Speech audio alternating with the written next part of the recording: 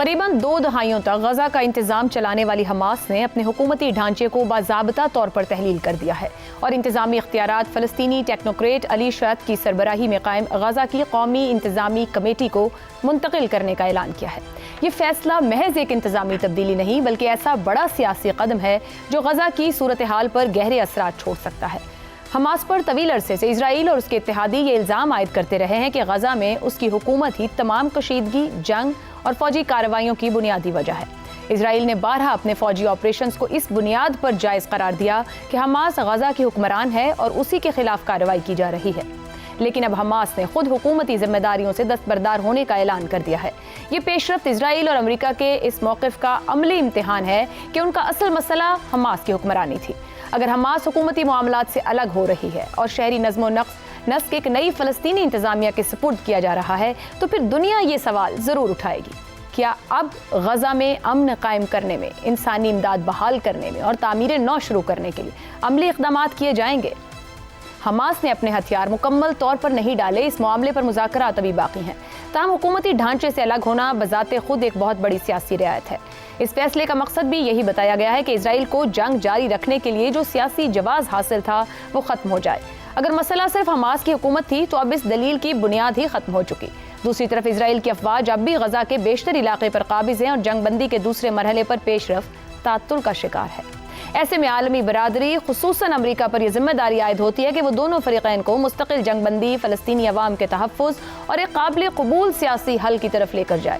اگر نئی فلسطینی انتظامیہ کو بھی کام کرنے کا موقع نہ دیا گیا تو یہ تاثر مضبوط ہوگا کہ مسئلہ حماس نہیں بلکہ فلسطینیوں کی خود مختاری کو کچلنا ہے۔ اگر اب بھی جنگ، تباہی اور خون ریزی جاری رہتی ہے تو پھر یہ کہنا مشکل ہوگا کہ بدامنی کا سبب صرف حماس تھی۔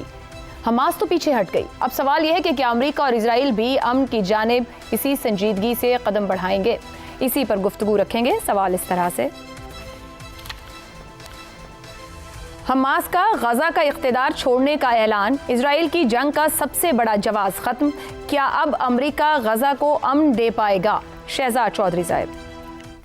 میں تو حیران کن قسم کی ڈیولپمنٹ ہے، اور حماس کا اپنے طور پہ اس ذمہ داری سے عہدہ برا ہو جانا یا چھوڑ دینا یا اس کو سائڈ پہ کر دینا ایک ایسا قدم ہے جس کی آواز بڑے عرصے سے جب بھی بات کی جاتی ہے کہیں پہ بھی حماس کے مستقبل کی یا امن کی، تو اس میں یہ ایک بہت امپورٹنٹ ایلیمنٹ تھا جس کو کہا جا رہا تھا کہ حماس کو یہ کرنا چاہیے۔ لیکن اس کا ایک دوسرا حصہ ہے، اور دوسرا حصہ یہ ہے کہ کیا مغربی پٹی جو ہے ویسٹ بینک، کیا ویسٹ بینک کے اندر بھی یہی اسی قسم کا معاملہ جہاں پر یہ کہا جا رہا تھا کہ پیلسٹینین اتھارٹی کی جو حکومت ہے اس کو ہٹا کے وہاں پہ بھی ایک ٹیکنوکریٹک آلٹرنیٹ نظام لایا جائے۔ اب اس کے دو حصے ہیں، ایک تو یہ کہ کیا اسرائیل کا اثر و رسوخ اتنا ہوگا کہ وہ اپنی مرضی کی حکومت وہاں پر لا پائے گا اور اس کے بعد پھر اپنی مرضی کے معاملات وہاں پہ چلا پائے گا، یعنی کوئی نہ کوئی ایک جسے کہتے ہیں کمپرومائز قسم کا وہاں پہ گورننس کا نظام بنے گا۔ حماس کیا اپنی اس تمام ہتھیار چھوڑنے کے بعد یہ چھوڑے یا نہ چھوڑے، اور کہا جا رہا تھا کہ ان کو ضم کیا جائے گا ایک پولیس فورس کے اندر جو کہ حماس کا لا اینڈ سسٹم کا قانون کا سنبھالے گی۔ اچھا، لیکن اگر یہ چیزیں کتنی آسان ہیں کرنی، لیکن اس کا بذات خود پہلا کام ہو جانا ہی میرے حساب سے ایک بہت بڑی اچیومنٹ ہے۔ اس کے اندر کیا سوال یہ پیدا ہو رہا ہے کہ کیا یہ دوحہ کے اندر جو بات چیت ہوئی ایران اور امریکہ کے بیچ میں اس کا شاخسانہ ہے جو کہ ہمارے سامنے نہ آتے ہوئے ایز این ایشو یہ، لیکن وہاں پہ کسی قسم کی گفتگو ہوئی اور امریکہ نے یہ کہا کہ اس کو آپ کیجئے تاکہ ہم مکمل امن کی طرف جا سکیں۔ کیا یہ ممکن ہے؟ کیا یہ پاسبلٹی ہے؟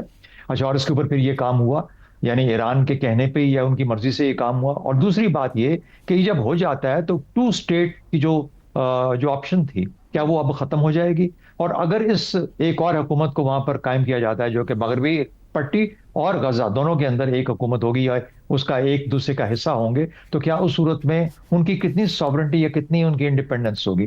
یہ سوالات ہیں جن کا جواب اس وقت نہیں ہے، لیکن بذات خود یہ قدم کیا شہزاد صاحب اسرائیل ایک قدم پیچھے ہٹے گا؟ امریکہ امن کو انشور کرنے کی ایک پریکٹیکلی کوشش کرتا نظر آئے گا؟ نہیں، اسرائیل کبھی نہیں ہٹے گا۔ دیکھیے، اسرائیل کی جو انٹرنل ڈائنامکس ہیں جنگ کی وہ اس طرح کی ہیں، یا اس کی حکومت کی جو سیاست کی کہ وہ جنگ کے اوپر بنیاد بنا کے اپنے آپ کو قائم رکھے ہوئے ہے۔ اکتوبر میں اس کے الیکشنز ہیں، اور یہ جو نیتن یاہو صاحب ہیں، یہ نیتن یاہو کر ہی جنگ اس لیے راہ بڑھاتا جا رہا ہے ایک سے دوسرے سے تیسرے جنگ کے اندر، تاکہ وہ جو الیکشنز ہیں ان کو ڈیلے کر کے، لیکن اب الیکشن اکتوبر میں ہوں گے۔ اب بات آ گئی ہے ان اسرائیلی عوام کی کہ کیا وہ سوچ صہیونیت کی لے کے چل رہے ہیں یا ایز ایک اسٹیٹ جو کہ یہودی اسٹیٹ ہے اس میں سے فرق کریٹ کر سکتے ہیں اپنے لیے. وہاں پر ایسی آوازیں ہیں جو کہ چاہتی ہیں کہ جنگ کو بند کیا جائے, لیکن اس وقت جو طاقتور آوازیں ہیں, جو غالب آوازیں ہیں, کیا وہ ہوں گی جو کہ اس وقت نیتن یاہو اور اس کے اتحادی جو ہیں وہ لے کے آگے سامنے آ رہے ہیں, یا وہ آوازیں جو کہ دبے دبے یا کہیں نہ کہیں سے آ رہی ہیں, چاہے وہ امریکہ کی اپنی جیوری ہی کیوں نہ یہ بات کر رہی ہو. لیکن کہنے کا مطلب یہ ہے کہ یہ جب تک معاملہ انٹرنل ہے, میرا نہیں خیال کہ اس وجہ سے رکے گا اگر نیتن یاہو وہاں پر اپنی وزارت قائم رکھنے میں کامیاب ہو جاتا ہے. درست ہو گیا. عامر احمد خان صاحب, ایک جواز جو اسرائیل دیتا رہا حماس کے ہونے کا اور اس اقتدار کے ہونے کا, وہ حماس نے چھوڑ دیا ہے. کیا اسرائیل پیچھے ہٹے گا یا کوئی نیا بہانہ تلاش کرے گا, اور کیوں نیا بہانہ تلاش کرے گا, تو پھر امریکہ کا کردار کیا ہے اس صورتحال میں؟ اچھا, امریکہ کا تو ظاہر ہے کہ بہت زیادہ اسٹرانگ انٹرسٹ ہے کہ کسی نہ کسی, امریکہ کا بھی نہیں, let me put it this وے, کہ پریزیڈنٹ ٹرمپ کا ایک پرسنل اسٹیک ہے اس کے اندر. ان کا بہت زیادہ انٹرسٹ ہے کہ اس کا کوئی نہ کوئی حل نکلے, کیونکہ اس کا حل جو ہے وہ that is a clear shot at Nobel peace prize. اور آپ کو پتا کہ وہ اتنے شوقین ہیں نوبیل پیس پرائز کے, وہ دوسروں سے بھی چھین لیتے ہیں اس کے.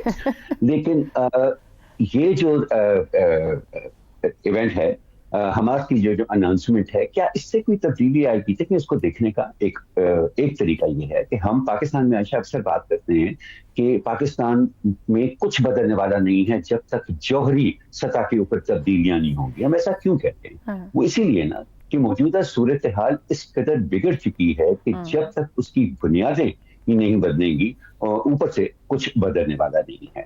میں نہیں سمجھتا ہوں کہ مشرق وسطیٰ میں صورتحال کوئی فرق ہے.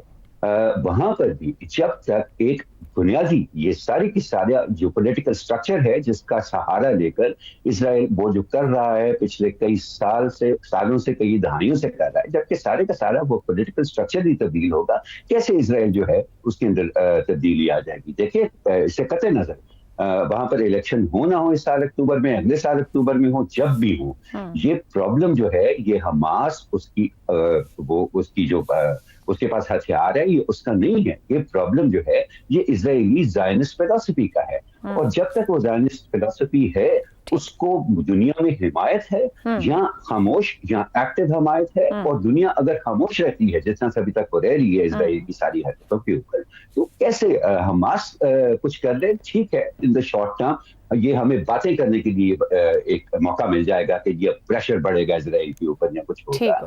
بنیادی طور پہ میں نہیں سمجھتا کہ کچھ بدلنے والا ہے. حسن نثار صاحب, فلسطینیوں کی نسل کشی کے لیے حماس کو ذمہ دار ٹھہرایا جاتا رہا ہے. اب حماس کے پیچھے ہٹنے کے بعد غزہ میں اگر جنگ جاری رہتی ہے تو اب ذمہ دار کون ٹھہرے گا؟ یار آپ تو خالص پنجابن ہو, آپ نے سنا ہوگا آٹا گوندی ہلدی کیوں ہے, سنا ہے کبھی؟ جی جی سنا. صہیونیت کل کوئی اور بہانہ ایجاد کر لے گی, صہیونیت کل کوئی اور بہانہ, تو باٹا گوندی ہلدی کیوں, بس کوئی جواز کوئی. اور دنیا کل بھی اس کے سامنے بے بس اور خاموشی کھڑی ہے.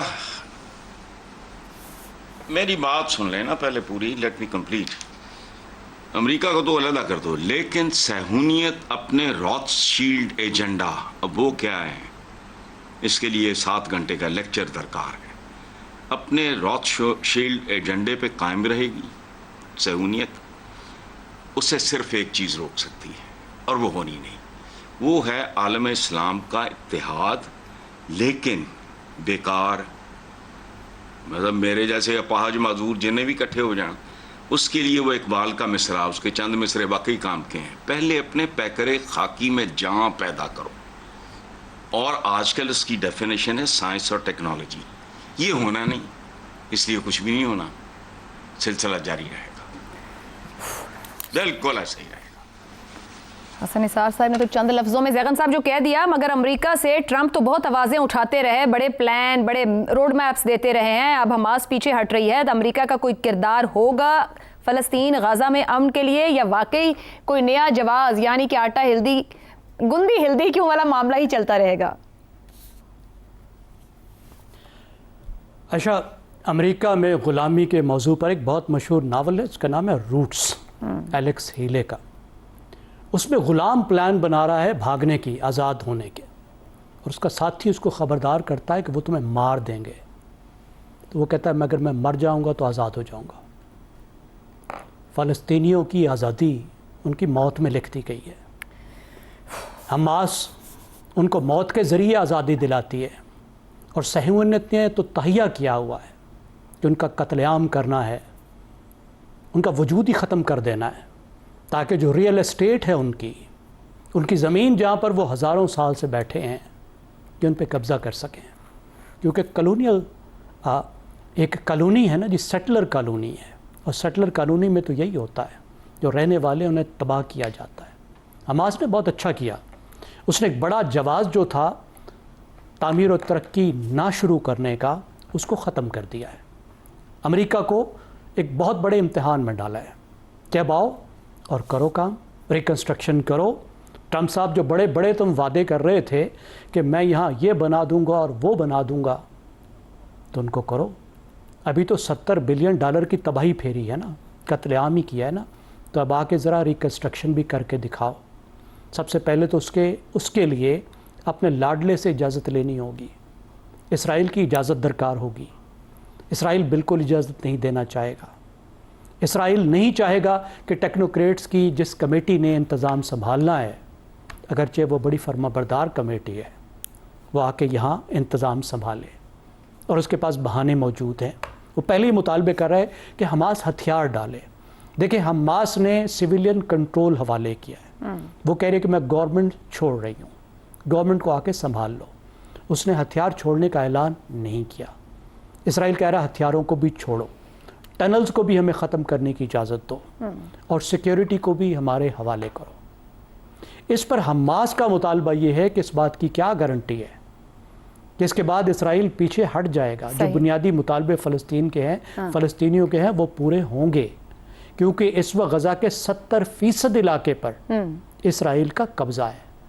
تو یہاں سے مسئلہ حل نہیں ہوگا، لیکن کم از کم حماس نے ایک اچھی موو کی ہے، ٹھیک ہو، اور دنیا کی نظر میں ایک بہت اہم سوال کھڑا کر دیا ہے. اب پوری دنیا پوچھے گی امریکہ اور اسرائیل سے کہ اب کیوں نہیں بڑھتے؟ قتل عام تو کرنے کا تو بڑا شوق تھا. دنیا پوچھے گی ان کے دعوے داروں سے کہ امن کہاں ہے. ہم نے بھی اس لیے سوال رکھا کہ غزہ کے لیے امن کی تلاش ہے، مگر گفتگو یہاں پہنچی کہ تلاش جاری رکھیں.